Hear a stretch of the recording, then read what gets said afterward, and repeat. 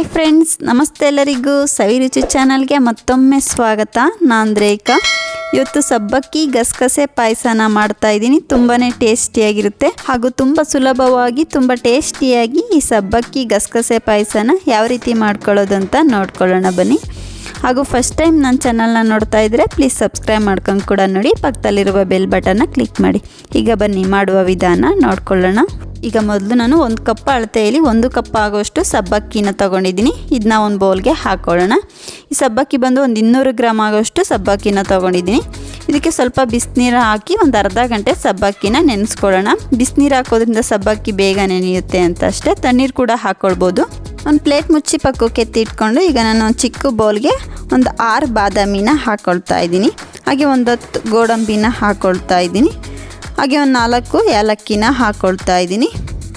ಇದಕ್ಕೆ ನಾನು 1 ಸ್ಪೂನ್ ಆಗುವಷ್ಟು ಗಸಗಸೆನ ಹಾಕ್ಕೊಳ್ತಾ ಇದ್ದೀನಿ. ಹಾಗೆ 1 ಸ್ಪೂನ್ ಆಗುವಷ್ಟು ಒಣ ಕೊಬ್ಬರಿ ತುರಿನ ಹಾಕ್ಕೊಳ್ತಾ ಇದ್ದೀನಿ. ನೀವು ಇಲ್ಲಿ ಹಸಿ ತೆಂಗಿನಕಾಯಿ ಕೂಡ ಸೇರಿಸ್ಕೊಳ್ಬೋದು. ಹಾಗೆ ಇದಕ್ಕೆ ಸ್ವಲ್ಪ ಬಿಸಿನೀರನ್ನ ಹಾಕ್ಕೊಳ್ಳೋಣ. ಹಾಕ್ಕೊಂಡು ಈ ಬಿಸಿನೀರಲ್ಲೇ ಗೋಡಂಬಿ, ಬಾದಾಮಿ ಹಾಗೂ ಗಸಗಸೆ ಸ್ವಲ್ಪ ಸಾಫ್ಟ್ ಆಗೋವರೆಗೂ ಒಂದು ಪ್ಲೇಟ್ ಮುಚ್ಚಿ ನೆನೆಸಿಡೋಣ. ಈಗ ನೋಡಿ, ಸಬ್ಬಕ್ಕಿನ ಒಂದು ಅರ್ಧ ಗಂಟೆ ಬಿಸಿನೀರಲ್ಲಿ ಚೆನ್ನಾಗಿ ನೆನೆಸ್ಕೊಂಡಿರೋದಾಗಿದೆ. ಸಬ್ಬಕ್ಕಿ ಕೂಡ ಚೆನ್ನಾಗಿ ನೆಂದಿದೆ. ಇದಿಷ್ಟ ಆದರೆ ಸಾಕು. ಈಗ ಈ ಸಬ್ಬಕ್ಕಿಯಲ್ಲಿರುವ ನೀರನ್ನ ಕಂಪ್ಲೀಟಾಗಿ ಸೋದಿಸ್ಕೊಂಡು ಬರೋಣ. ಈಗ ನೋಡಿ, ನಾನು ಆವಾಗಲೇ ಬಿಸಿನೀರಲ್ಲಿ ನೆನೆಸಿಟ್ಕೊಂಡಿರೋಂಥ ಗೋಡಂಬಿ, ಬಾದಾಮಿ, ಗಸಗಸೆನ ಒಂದು ಚಿಕ್ಕ ಮಿಕ್ಸಿ ಜಾರ್ಗೆ ಹಾಕ್ಕೊಳ್ತಾ ಇದ್ದೀನಿ. ಈ ರೀತಿ ನಾವು ಗೋಡಂಬಿ, ಬಾದಾಮಿ ಹಾಗೂ ಗಸಗಸೆನ ಬಿಸಿನೀರಲ್ಲಿ ನೆನೆಸಿ ಈ ಥರ ರುಬ್ಕೊಳ್ಳೋದ್ರಿಂದ ಪಾಯಸ ತುಂಬಾ ಟೇಸ್ಟಿಯಾಗಿ ಬರುತ್ತೆ. ಖಂಡಿತ ಒಂದ್ಸಲ ಟ್ರೈ ಮಾಡಿ ನೋಡಿ. ಇದನ್ನ ನುಣ್ಣಗೆ ರುಬ್ಕೊಂಡು ಬರೋಣ. ಈಗ ನೋಡಿ, ಬಾದಾಮಿ, ಗೋಡಂಬಿ, ಗಸಗಸೆನ ಈ ರೀತಿ ನುಣ್ಣಗೆ ರುಬ್ಕೊಂಡಿರೋದಾಗಿದೆ. ಇದಿಷ್ಟ ಆದರೆ ಸಾಕು. ಈಗ ಇದನ್ನ ಪಕ್ಕಕ್ಕೆ ಎತ್ತಿಟ್ಕೊಂಡು ಈಗ ಬೆಲ್ಲನ ಕರಗಿಸ್ಕೊಳ್ಳೋಣ. ಇಲ್ಲಿ ನಾನು 1 ಕಪ್ ಆಗೋಷ್ಟು ಸಬ್ಬಕ್ಕಿಗೆ 1 ಕಪ್ ಆಗೋಷ್ಟು ಬೆಲ್ಲನ ತೊಗೊಂಡಿದ್ದೀನಿ. ಇದಕ್ಕೆ ಅರ್ಧ ಕಪ್ ಆಗೋಷ್ಟು ನೀರನ್ನ ಹಾಕ್ಕೊಂಡು ಬೆಲ್ಲನ ಕರಗಿಸ್ಕೊಳ್ಳೋಣ.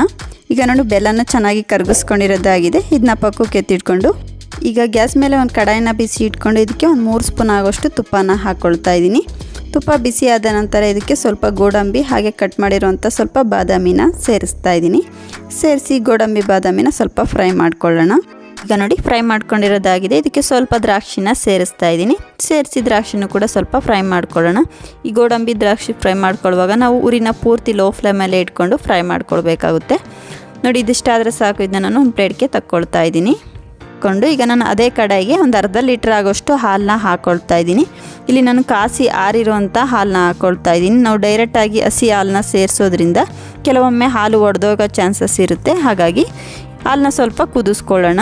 ಈಗ ನೋಡಿ, ಹಾಲು ಕೂಡ ಚೆನ್ನಾಗಿ ಕುದೀತಾ ಇದೆ. ಇದಕ್ಕೆ ನಾನು ನೆನೆಸಿಟ್ಕೊಂಡಿರೋಂಥ ಸಬ್ಬಕ್ಕಿನ ಸೇರಿಸ್ತಾ ಇದ್ದೀನಿ.